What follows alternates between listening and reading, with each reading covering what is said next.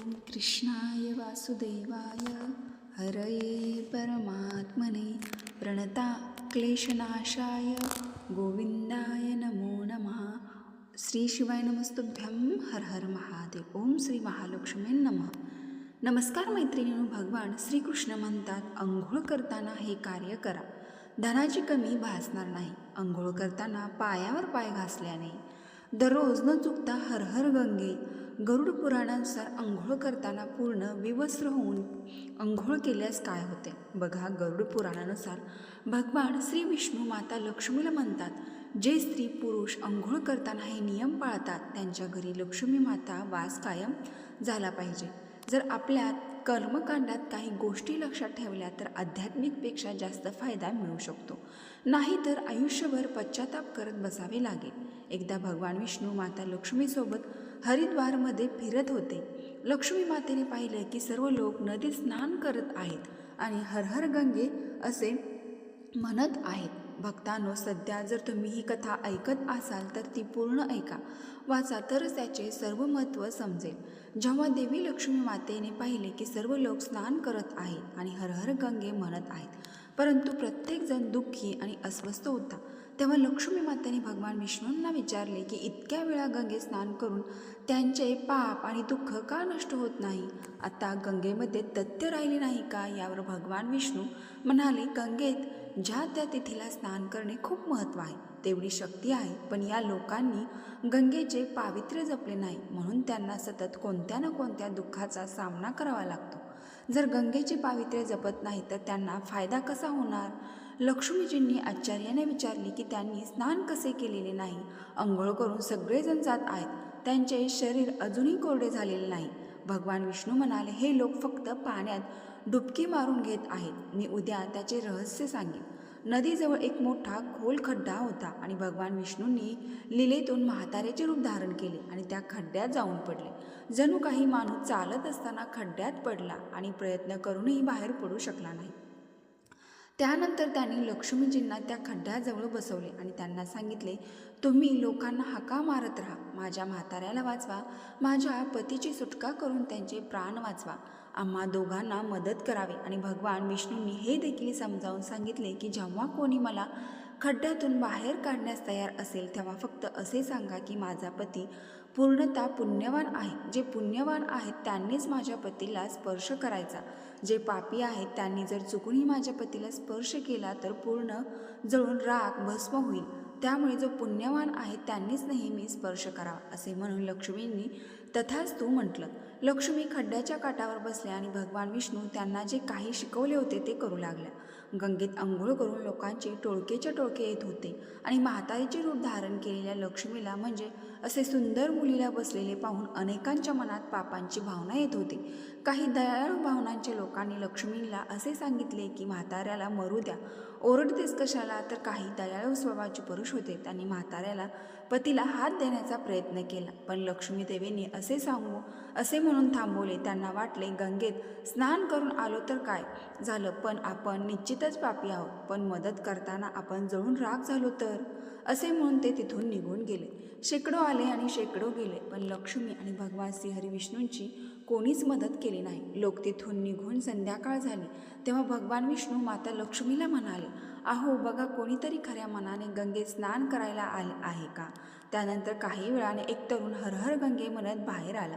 लक्ष्मीजींनी त्यांना सांगितले की माझे पती त्या खड्ड्यात पडले आहेत, त्यांना वाचवा. त्या तरुणांनी ते मान्य करून येणे केले आणि त्याने भगवान विष्णूंना बाहेर काढण्याची तयारी केली.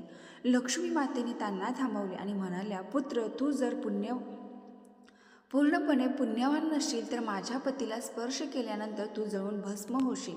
अगं म्हातारे, तू मी पापी असण्याचा संशय का घेतेस? दिसत नाही का मी गंगेत स्नान करून आत्ताच परत आलो आहे. गंगेत उडी मारून काही पापे राहतेत का? मी आत्ताच तुझ्या नवऱ्याला बाहेर काढतो. तरुणाने उडी मारून त्या वृद्ध श्रीहरीचे रूप असलेल्या वृद्धाला बाहेर घेतले. भगवान श्रीहरी विष्णू आणि लक्ष्मीचे त्यांनी खरे रूप प्रकट करून त्यांना दर्शन देऊन धन्य केले. भगवान विष्णूजींनी माता लक्ष्मीला सांगितले की इतक्या लोकांपैकी फक्त यानेच गंगे स्नान केले आहे. या दृष्टांतानुसार जी श्रद्धा ठेवतात, केवळ अभिमानापुरते गंगे स्नान करतात, त्यांना खरे फळ मिळत नाही. पण याचा अर्थ असा नाही की गंगा स्नान व्यर्थ जातील. गंगा स्नानाचे पुण्य खूप आहे. यानंतर भगवान विष्णूंनी माता लक्ष्मी यांना म्हटले, आता मी तुला 12 गोष्टी सांगेल. स्नान करताना जो या 12 गोष्टी लक्षात ठेवतो तो कधीही दुःखी राहत नाही. त्यांच्या घरात तुझे म्हणजे लक्ष्मी कायम वास राहील. त्यांच्या जीवनात अफाट संपत्ती येते. घरात कधी भांडणे होत नाहीत. यानंतर भगवान विष्णू त्या गोष्टी सांगू लागतात आणि देवी लक्ष्मी खरंच खूपच लक्षपूर्वक ऐकू लागतात. तुम्ही सर्वांनी या 12 गोष्टी अधिक काळजीपूर्वक ऐका. यानंतर भगवान श्रीहरी म्हणतात, प्रिये, तुला या बाबती लक्षात ठेवायच्या आहेत. मनुष्यासाठी खूप महत्त्वाच्या आहेत. तर हे मी लक्ष्मी काळजीपूर्वक ऐक. मग विष्णू सांगू लागतात. भगवान विष्णू नारायण स्नान केल्याने शरीर निरोगी आणि प्रसन्न राहते. अंघोळीमुळे चेहऱ्याची चमक आणि शारीरिक आकर्षण वाढते. या दैनंदिन प्रामुख्याने काही गोष्टी लक्षात ठेवल्या तर आध्यात्मिकपेक्षा जास्त फायदा मिळू शकतो. म्हणून अंघोळ करताना या गोष्टी लक्षात ठेवा. नंबर 1, रोज स्नान करताना माधव, कृष्ण, भगवान, हर हर गंगे असे म्हणून स्नान करावे. स्नान करताना स्नान करण्याच्या पाण्यामध्ये थोडेसे तीळ टाकून स्नान करावे. यामुळे लक्ष्मीची वृद्धी होते. स्नान केल्यानंतर शुद्ध झाल्यावर आपण पूजा वगैरे सर्व कार्य करण्यास सक्षम होतो. म्हणून सकाळी स्नान करावे. नंबर 2, स्नान केल्याने हे गुण प्राप्त होतात असे शास्त्रात सांगितले आहे. सौंदर्य, शुद्धता, आरोग्य, निरागसता आणि बुद्धी. 3, ज्यांना संपत्ती आणि आरोग्य हवा आहे त्यांनी प्रत्येक दररोज स्नान करावे. कारण व्यक्तीकडे कधीही लक्ष्मी टिकत नाही, लक्ष्मी काढता पाय घेते. 4, सकाळी स्नान केल्याने पापे नष्ट होऊन पुण्य मिळते असे शास्त्र सांगितले आहे. असे म्हणतात की सकाळी आंघोळ करणाऱ्या अवतीभोवती नकारात्मक शक्ती फिरत नाहीत. त्यामुळे आंघोळीनंतर सकाळी आंघोळ करण्याचा सल्ला दिला जातो. 5, आजारपणात आंघोळ डोक्यापासून खाली करावे. ओल्या कपड्याने अंग पुसून घेणे म्हणजे एक प्रकारची आंघोळ असे म्हणतात. सकाळी सूर्य येण्यापूर्वी आंघोळ करणे चांगले मानले जाते. अंगावर तेल आणि मलमल लावून नदीत आंघोळ करण्यास मनाई आहे. त्याऐवजी नदीतून बाहेर पडून तीरावर शरीर स्वच्छ करणे आणि नंतर नदीत डुबकी मारण्याचा सल्ला दिला जातो. घाटावरील पाणी ज्या ठिकाणी कपडे धुतात ते अशुद्ध मानले जाते. त्यामुळे तिथून काही अंतरात स्नान करावे. नदीत आंघोळ केल्यानंतर लगेच सूर्याला अर्घ्य द्यावे. हे अतिशय पुण्याची बाब आहे. व्यक्तीच्या जीवनात कधीही संकट येत नाही. सूर्यनारायण अशा व्यक्तीवर प्रसन्न राहतात. अशा व्यक्तीची कीर्ती प्रतिष्ठा लवकरच वाढते. सूर्याप्रमाणे तेज वाढते. पवित्र नद्यांमध्ये कपडे धुण्यास मान्यता येते. कोणत्याही प्रकारचे घाण टाकू नये. नदीमध्ये कपडे कधीही धुवू नयेत. नळाच्या पाण्यापेक्षा झऱ्याचे पाणी चांगले. नदीचे पाणी झऱ्याच्या पाण्यापेक्षा चांगले. तीर्थाचे पाणी नदीच्या पाण्यापेक्षा चांगले आणि गंगाजली तीर्थापेक्षा पाण्यापेक्षा चांगले मानले जाते. गंगा माता म्हणतात, स्नान करताना कोणालाही माझी आठवण येईल तिथे मी असेल. तिथे मी त्यांची इच्छा पूर्ण करून पापे नष्ट करेन. त्यानंतर भगवान विष्णू म्हणाले, आता मी तुला त्या महिलांबद्दल सांगतो ज्या स्त्रिया कपडे काढून आंघोळ करतात. हिंदू धर्मग्रंथामध्ये प्रत्येक गोष्टीसाठी विशेष नियम बनवलेला आहे. त्यापैकी एक नियम आंघोळी संबंधित आहे.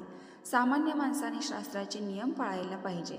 त्यामुळे त्यांच्या घरातील सुख समृद्धी राहते. सोबत अमाप संपत्तीचे माता लक्ष्मी प्रसन्न होते. वास्तविक अशा अनेक गोष्टी आपल्या धर्मग्रंथात लिहिलेल्या आहेत. त्यांचे आपण शतकानुशतके पालन करत आलो आहोत. पण तरी त्यांच्या कारणांची संपूर्ण माहिती आपल्याकडे नाही. अशा नियमापैकी एक म्हणजे सतत आंघोळ करणे. तुम्ही अनेकदा घरातील विवस्त्र स्नानाचे नियम ऐकले असेल की कधीही कपड्याशिवाय म्हणजेच नग्न अवस्थेस आंघोळ करू नये. जर आपण पौराणिक कथांबद्दल बोललो तर विवस्त्र स्नान करण्यास मनाई आहे. मनाई करण्याचे कारण म्हणजे भगवान श्रीकृष्णांच्या काळास संबंधित आहे. पौराणिक कथेनुसार एकदा गोपिका सरोवरमध्ये स्नान करत असताना त्या विवस्त्र होत्या. तेव्हा बाळकृष्णांनी गोपिकांचे सर्व वस्त्र लपवून ठेवले होते. जेव्हा भगवान श्रीकृष्णांनी त्यांचे वस्त्र लपवले तेव्हा गोपिका त्यांची वस्त्र परत घेण्याची प्रार्थना केली. तेव्हा श्रीकृष्णांनी त्यांना समजावले की कपडे घातल्याशिवाय कुठलेही स्नान करू नये. हे पाण्याची देवता वरुण देवताचा अपमान केला जातो. म्हणून तुम्हाला विवस्त्र स्नान न करण्याचा सल्ला दिला जातो. अंघोळ करताना तुम्हाला वाटत असेल की बंद खोलीत कोणी पाहत नाही तर ते चुकीचे आहे. कारण देव तुम्हाला सर्वत्र पाहत आहेत आणि जर तुम्ही विवस्त्र राहून आंघोळ करत असाल तर वरुण देवता जलदेवतेचा अपमान करण्यासारखे आहे. विवस्त्र आंघोळ केली तर तुम्ही पापी होण्यास भागीदार होत आहात. धार्मिक, आर्थिक आणि शारीरिक नुकसान करून घेत आहात. तुम्ही विवस्त्र आंघोळ केल्यास नकारात्मक ऊर्जा तुमच्या शरीरात प्रवेश करते आणि तुमची मानसिकता नकारात्मक होऊ शकते. म्हणूनच अंघोळ करताना किमान एक कपडा घालण्याचा सल्ला नेहमी दिला जातो. त्यामुळे कपड्याशिवाय अंघोळ करू नका, तरच ते तुमच्यासाठी चांगले होईल. विवस्त्र अंघोळ केल्याने शरीरातून सकारात्मक ऊर्जा बाहेर पडते आणि त्याचा तुमच्या मनावर तसेच शरीरावर परिणाम होतो. गरुड पुराणानुसार जेव्हा तुम्ही स्नान करता तेव्हा मृत पूर्वज तुमच्या आसपास असतात आणि ते तुम्हाला अशा स्थितीत पाहून शाप देत असतात, ज्यामुळे तुमचे व्यक्तीचे सामर्थ्य, संपत्ती आणि आनंद नष्ट होतो. त्यामुळे कधीही विवस्त्र होऊन स्नान करू नये. पुराणानुसार अंघोळीचे पाणी पितरांना जाते आणि विवस्त्र अंघोळ करणे म्हणजे वडीलधाऱ्यासमोर कपड्याशिवाय अंघोळ करणे असे मानले जाते. विवस्त्र होऊन स्नान केल्यास नरकात स्थान मिळते असे म्हटले जाते. जेवण करून स्नान केल्यास त्या व्यक्तीला सतत कुठल्या ना कुठल्या आजार उद्भवत असतो असे म्हणतात. शास्त्रात अशी श्रद्धा आहे की जर कोणी विवस्त्र अवस्थेत स्नान केले तर देवी लक्ष्मी त्यांच्याजवळ नाराज होऊ शकते. त्यामुळे तुमच्या कुंडलीतील आर्थिक नुकसान होण्याची शक्यता असते आणि तुमच्या आर्थिक स्थिती बिघडू शकते. या कारणामुळे तुम्हाला विवस्त्र अंघोळ न करण्याचा सल्ला देण्यात आला आहे. आणि शास्त्रात मध्ये असे देखील निश्चित आहे की गंगेच यमुनेचैव गोदावरी सरस्वती नर्मदे सिंधू कावेरी जलस्मित सनंधी कुरु हा मंत्र म्हणावा. वैद्यकीय पद्धतीनुसार दुर्गम स्नान करताना हा मंत्र म्हणणे शुभ मानले जाते. स्नान करताना हा मंत्र म्हणण्याची खूप फायदे आहेत. या मंत्राचा जप करत स्नान केल्याने या पाण्यात सर्व तीर्थ आलेली मानली जातात. तसेच जप केल्याने पाणी पवित्र होते. या मंत्राचा जप केल्याने पचनक्रिया सुधारते. या मंत्राचा जप केलेला सर्व देवी देवतांची कृपा प्राप्त होते. कुंडलीतील इतर दोष नष्ट होतात. मात्र मंत्र जपण्यापूर्वी अंघोळ करणे फार महत्त्वाचे आहे, कारण ते तुमचे मन आणि शरीर शुद्ध करते. तर मैत्रिणी, ही अत्यंत महत्त्वपूर्ण माहिती मला तुमच्यापर्यंत पोचवायची होती. व्हिडिओ पूर्ण माहिती आवडली असेल तर नक्की आपल्या चॅनलला एक लाईक करून कमेंट बॉक्समध्ये हर हर गंगे ओम श्री महालक्ष्मी नमः नक्की टाईप करा. धन्यवाद.